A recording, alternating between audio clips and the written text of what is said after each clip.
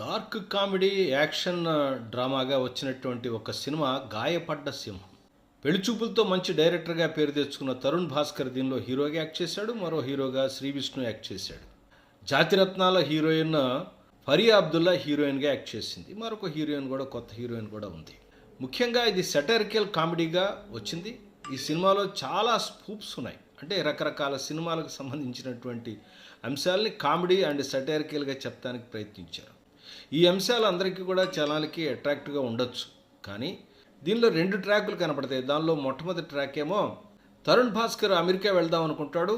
అక్కడ రాజకీయ పరిస్థితులు మారటం వలన డిపోర్ట్ ఇక్కడికి వస్తాడు. అతను ట్రంప్ మీద పగబెట్టి ఆ పగను ఎట్లా తీర్చుకున్నాడు అని ఒక ట్రాక్. ఈ ఇద్దరికి మధ్య ఉన్న కాన్ఫ్లిక్ట్ మీద చివరికి శ్రీ విష్ణు ఏమయ్యాడు. ఈ 2 ట్రాక్లు.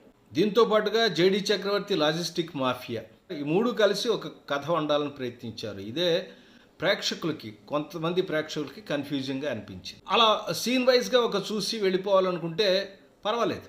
ఇలా ముక్కలుగా సినిమా చూసి ముక్కలని అతకబెట్టుకోవడం అనేది సినిమా టికెట్ కొనుక్కున్న ప్రేక్షకుడికి పనిష్మెంట్లా అనిపిస్తూ ఉంటుంది.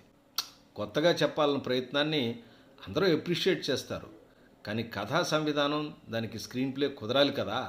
నా మటుకు నాకు ఇది 2 సినిమా కథలుగా తీయచ్చేమో, కానీ ఒకే కథలో పెట్టడం అనేది ఒక ఇబ్బందికరమైనటువంటి అంశంగా అనిపించింది. పూర్తి రివ్యూని తెలుగు యంగ్ డైరెక్టర్స్లో ఇచ్చాను. మీకు వీలైతే ఒకసారి చూడండి, మీ అభిప్రాయం నాకు తెలియచేయండి.